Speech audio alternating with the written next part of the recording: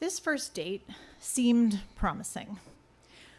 We had matched on a dating app and had a good first phone call, and he asked to meet me a few nights later.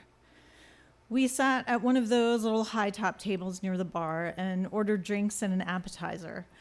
But before those came, he said, "I need to tell you something right up front.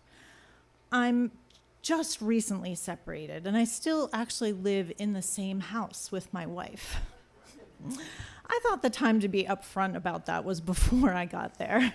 But I said, "I appreciate your honesty. That really doesn't work for me." And then we had a nice evening. The conversation flowed easily, maybe because the pressure was off. When we said goodbye that night, he said, "Well, you have my number. If you change your mind, let me know."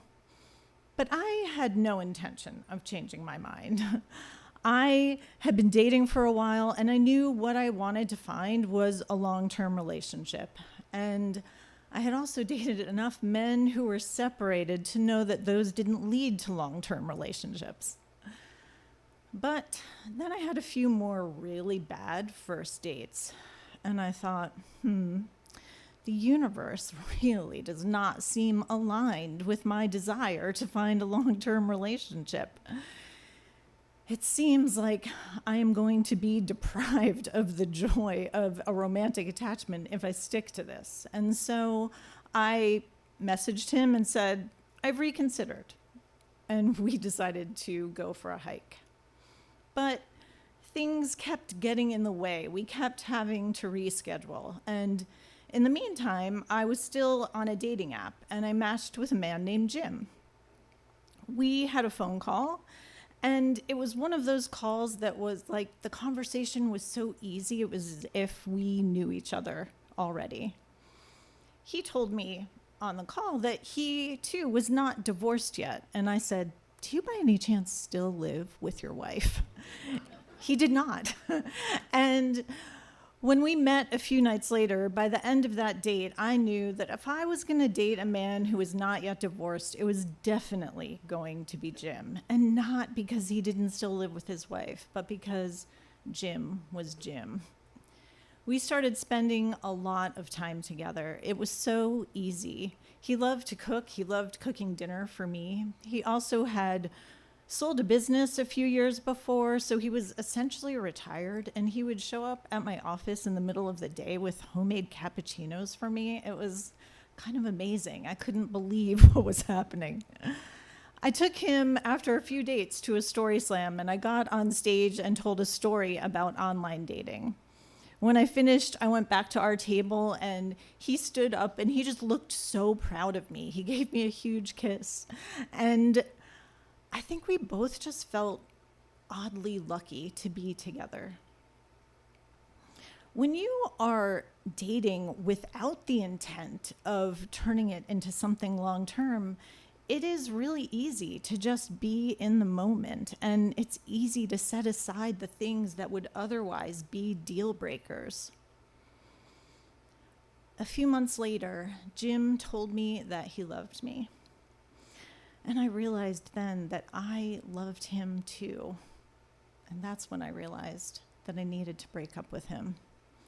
Because he shared certain traits that my ex-husband had, and I could see that I could easily fall into old patterns that would not be good for me. It was dangerous for us to continue to stay together. When we broke up, we both cried. And we swore to each other that we would just remain friends forever. And honestly, I think we grew even closer after that. We spent just as much time together. We talked just as much, but we were maybe even more honest with each other. About 6 weeks after that breakup conversation, I got a phone call from a number I didn't recognize. It was one of Jim's friends. He told me that Jim had died the night before of a massive heart attack. In my grief, I thought about how unlikely our connection was. I looked back at 6 months earlier and how devoted I was to this idea of finding somebody for the long term. I thought about how I had surrendered that idea for the fun and connection of a romantic attachment, for the chance to be desired again. I had purposely asked for less. And the universe took those paltry crumbs and said, I can work with that.